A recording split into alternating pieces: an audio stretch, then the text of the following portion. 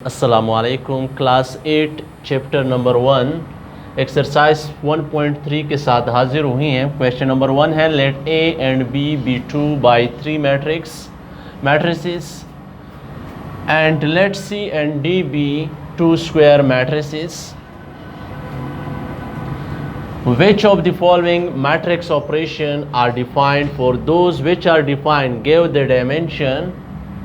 dimension of the resulting matrix। यहाँ पे dimension में MENSION है, dimension of the resulting matrix. यहाँ पे कह रहे कि ए और बी ये हमारे साथ तो उसका ऑर्डर क्या है, 2/3 मैट्रिक्स है। ए मैट्रिक्स ए और बी दोनों मैट्रिक्स का ऑर्डर क्या है, 2/3 मैट्रिक्स हैं। और फर्ज करें सी और डी का जो ऑर्डर है वो 2 स्क्वायर मैट्रिक्स हैं। 2 स्क्वायर मीन्स 2/2, 2 रो 2 कॉलम्स है इसमें। For those which are defined, उनके लिए जो डिफाइन है, डिफाइन का मतलब यहाँ पे हरगिज़ ये नहीं है कि आप कहते हैं कि इसकी हमने डिफिनीशन करनी है। डिफाइन मीन्स कि इसकी एडिशन मुमकिन है या नहीं है। Give the dimension of the resulting matrix, इसका जो रिजल्ट आता है उसकी आप डायमेंशन बताएं। डायमेंशन का क्या मतलब कि उसकी जो रिजल्टिंग मैट्रिक्स हैं उसमें ऑर्डर आपने बतानी है कि उसमें रो कितने बनेंगे और कॉलम कितने बनेंगे। क्वेश्चन है पहला ए और बी दो 2/3 मैट्रिक्स हैं, ये दोनों का ऑर्डर सेम है। और सी और डी का ऑर्डर क्या है, 2/2 मैट्रिक्स हैं। तो हमने इनमें से देखना है कि ये जो हमने फर्स्ट पार्ट को उठाया ए प्लस बी, ये ऑपरेशन डिफाइन है या नहीं, यानी ए प्लस बी ये मुमकिन है या नहीं। अगर मुमकिन है तो इसकी रिजल्टिंग मैट्रिक्स की डायमेंशन क्या है, डायमेंशन मीन कि उसका ऑर्डर क्या है। तो यहाँ पे जब हम देखते हैं तो एडिशन के लिए रूल ये है कि फर्स्ट मैट्रिक्स और सेकेंड मैट्रिक्स अगर दोनों मैट्रिक्स का ऑर्डर सेम हो, इक्वल हो, तो हम कह सकते हैं कि ये दोनों आपस में क्या है, इक्वल है। ऑर्डर का क्या मतलब, कितने रो है ए में और कितने कॉलम है। दूसरी बी में भी हमने देखने हैं कि कितने रो और कितने कॉलम है। अगर ए और बी दोनों में रो और कॉलम की तादाद बराबर है तो तब जाके इसकी एडिशन पॉसिबल है। एडिशन के लिए मस्ट है कि उसका ऑर्डर का एक होना, लेकिन यहाँ पे पहले से दिया गया है कि ए और बी दोनों का ऑर्डर क्या है, 2/3 जो आपको नजर आते हैं इसको ऑर्डर कहते हैं। तो ए और बी दोनों का इक्वल है तो हम लिख सकते हैं डिफाइन। अब हमने लिखा तो है डिफाइन कि ये मुमकिन है। क्यों मुमकिन है, because order of both matrices are equal।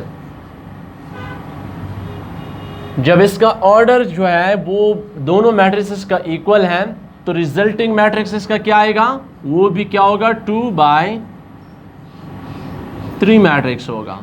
Dimension उसकी क्या होगी, 2/3, क्योंकि इन दो का अगर हम जमा कर लें तो इसका ऑर्डर फिर भी यही रहेगा। तो ये हमारे साथ पहला पार्ट है। दूसरा पार्ट है हमारे साथ B प्लस डी। अब दूसरे पार्ट को जब हम देखते हैं, B का ऑर्डर क्या है, 2/3। ए और बी दोनों का है तो B का भी यही पार्ट ऑर्डर है 2/3। और D का ऑर्डर क्या है, D का ऑर्डर है 2 square matrix. 2 square matrix means 2/2, यानी 2 रो 2 कॉलम। इसका 2/3 है और इसका 2/2 है तो इसका ऑर्डर तो इक्वल नहीं है, तो इसलिए हम इसको लिखेंगे not define. Not define because order of both matrices are not equal। जब इसका ऑर्डर मैट्रिसेस का ऑर्डर इक्वल नहीं है तो इसकी एडिशन मुमकिन नहीं है। जब इसकी एडिशन मुमकिन नहीं है तो इसका रिजल्टिंग मैट्रिक्स भी नहीं होगा। नेक्स्ट है हमारे साथ पार्ट 3। पार्ट 3 है 3a माइनस 2c। अब अक्सरियत बच्चे यहाँ पे कंफ्यूज हो जाते हैं कि इसके साथ तो 3 मल्टीप्लाई होता है। कोई भी रियल नंबर, कांस्टेंट नंबर अगर किसी मैट्रिक्स के साथ मल्टीप्लाई होता है उससे उसके ऑर्डर पे कोई असर नहीं पड़ता। तो यहाँ पे अगर 3 को हम ए मैट्रिक्स के साथ मल्टीप्लाई कर लें जिसकी ऑर्डर है 2/3, तो 3 मल्टीप्लाई करने के बाद भी इसका ऑर्डर यही रहेगा। और सी में भी यही प्रोसेस है कि सी के साथ अगर हम 2 को मल्टीप्लाई करें फिर भी इसका ऑर्डर यही रहेगा। जब दोनों का ऑर्डर यही है इट मीन्स कि ए का ऑर्डर है 2/3 और सी का ऑर्डर है 2/2, तो ये दोनों का ऑर्डर इक्वल नहीं है, तो इसकी एडिशन भी या सब्ट्रैक्शन भी नामुमकिन है। तो फिर हम क्या लिखेंगे, नॉट डिफाइन। ये नामुमकिन है। क्यों नामुमकिन है? बिकॉज ऑर्डर ऑफ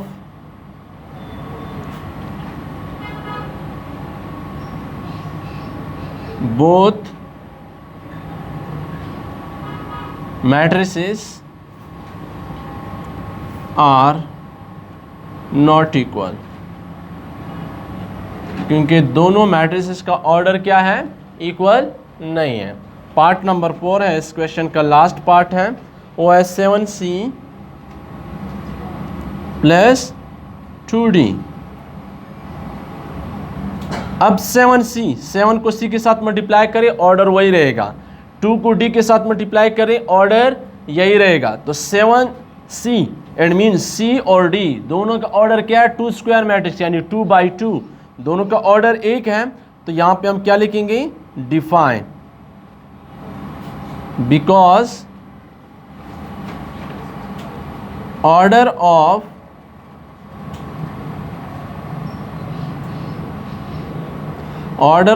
बोथ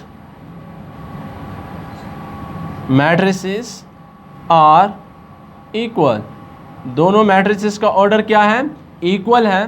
तो इसको हम लिख सकते हैं कि इसका रिजल्टिंग मैट्रिक्स क्या होगा, 2/2। तो डियर स्टूडेंट, ये हमारी थी पहली क्वेश्चन। नेक्स्ट क्वेश्चन की तरफ जाते हैं। क्वेश्चन नंबर 2 है हमारे साथ, multiply the following matrices by real numbers as indicated. हमने इन मैट्रिसेस को मल्टीप्लाई करना है किसके साथ, रियल नंबर के साथ, नंबर एज इंडिकेटेड जिसकी निशानदेही आपको करवाई गई है। अब कौन से मैट्रिक्स की निशानदेही हमें यहाँ पे देखें, यहाँ पे हमें बताया गया है कि आपने 2 के साथ इस मैट्रिक्स को मल्टीप्लाई करना है। तो ये इंडिकेशन है, इसमें इंडिकेशन मीन्स कि यहाँ पे हमें बताया गया है कि 2 के साथ इस मैट्रिक्स को मल्टीप्लाई करें। रियल नंबर क्या होते हैं, the set of those number who square is positive is called real number. वो तमाम नंबर जिसका हम स्क्वायर लें और वो हमें पॉजिटिव रिजल्ट दें उनको हम क्या कहेंगे, रियल नंबर। अब यहाँ पे हमने मल्टीप्लाई करना है इसको, 2 मल्टीप्लाई बाय ए। फर्स्ट पार्ट को जब हम सॉल्व करते हैं तो यहाँ पे हमें इंडिकेशन दी गई है कि इस मैट्रिक्स को मल्टीप्लाई करें 2 के साथ। तो यहाँ पे भी हमने मल्टीप्लाई करना है, 1 2 3। यहाँ पे अगर मल्टीप्लाई होता है तो ये 2a ही आता है। और यहाँ पे जब हम मैट्रिक्स के साथ किसी रियल नंबर को मल्टीप्लाई करते हैं तो मैट्रिक्स के अंदर हर एक एलिमेंट के साथ ये मल्टीप्लाई होगा। तो 2 multiply by 1, 2 multiply by 2, 2 multiply by 3। ऐसे क्या आता है, 2a is equal to 2 1s are 2, 2 2s are 4, 2 3s are 6। तो यही इस मैट्रिक्स का आंसर है। पार्ट 2 है हमारे साथ, multiply b is equal to a b c d e f। First row है a b c, second row है d e f by p belongs to r। इसको कहती हैं बिलोंग्स टू। बिलोंग्स टू का मतलब क्या है, शामिल है या शामिल होना, शामिल है या हम लिख सकते हैं शामिल होना। अब p क्या है, ये हमारे साथ बिलोंग कर रहा है, शामिल है किस में, r में। r stand for real number. जब ये p r में शामिल है रियल नंबर तो इसका मतलब कि p भी रियल नंबर है। लेकिन यहाँ पे हमें वो मेंशन करके नहीं दिया है कि ये कौन सा नंबर है, 1 है 2 है 3 है, कुछ भी हो सकता है। तो p multiply by b is equal to, यहाँ पे भी हमने p को मल्टीप्लाई करना है, p multiply bye a b c d e f। अब यहाँ पे मल्टीप्लाई करते हैं लेफ्ट साइड पे तो p b ही आता है, और राइट साइड पे जब हम इसको मल्टीप्लाई करते हैं तो मैट्रिक्स के अंदर हर एक एलिमेंट के साथ ये मल्टीप्लाई होगा।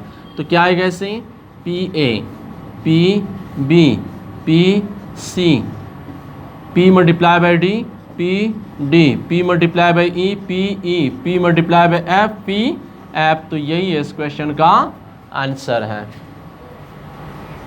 Find a matrix X such that 4x is equal to first to 1 to 1 4 to 3 minus 1 9 7। हमने यहाँ पे मैट्रिक्स X को फाइंड करना है, जबकि हमारे साथ वैल्यू गिवन है 4x is equal to this. तो यहाँ पे हमें गिवन क्या है, 4x is equal to first row 1 2 1 4 2 3 minus 1 9 7। अब यहाँ पे 4 क्या हो रहा है, x के साथ मल्टीप्लाई हो रहा है, दूसरे साइड पे जाके ये डिवाइड हो जाएगी। तो यहाँ पे हम इसको डिवाइड कर लेंगे, 1 2 1 4 2 3 माइनस 1 9 7। अब अक्सरियत बच्चे यहाँ पे कंफ्यूज हो जाते हैं कि 4 तो इसने यहाँ पे लेके, आप इसके होल के नीचे भी लिख सकती हैं। होल के नीचे अगर आप इसको डिवाइड की फॉर्म में लिखते हैं या इस फॉर्म में लिखते हैं, दोनों का एक ही मतलब है। अब यहाँ पे 4 क्या हो रहा है, डिवाइड। तो यहाँ पे इस मैट्रिक्स के अंदर हर एक एलिमेंट को ये डिवाइड करेगा। जब हर एक एलिमेंट को डिवाइड करेगा तो इसको हम लिख सकते हैं 1 divide 4 2 divide 4 1 divide 4 4 divide 4 2 divide 4 3 divide 4 minus 1 divide 4 9 divide 4 और 7 डिवाइड 4। अब इसमें जो सिंप्लीफिकेशन होती हैं वो हमने करनी है। 1 डिवाइड 4 ये इसी फॉर्म में हम लिखेंगे इसको, 2 divide 4 2 1s are 2 2 2s are 4। तो इसको हम लिख सकते हैं 1 और 2, कटिंग की है, 2 1s are 2 2 2s are 4, 1 और 4 इसी तरह आएगा, 4 और 4 4 1s are 4 4 1s are 4 ऐसे आता है 1, 2 1s are 2 2 2s are 4 ऐसे आता है 1 ओवर 2। 3 और 4 डिवाइड नहीं होता, माइनस 1 और 4 इसी तरह लिखेंगे, 9 और 4 भी इसी तरह लिखेंगे, और 7 और 4 भी इसी तरह लिखेंगे। और यही इस क्वेश्चन का आंसर है। डियर स्टूडेंट, उम्मीद है ये लेक्चर आपको क्लियर हुआ होगा। नेक्स्ट लेक्चर से हमें दीजिए इजाज़त, अल्लाह ने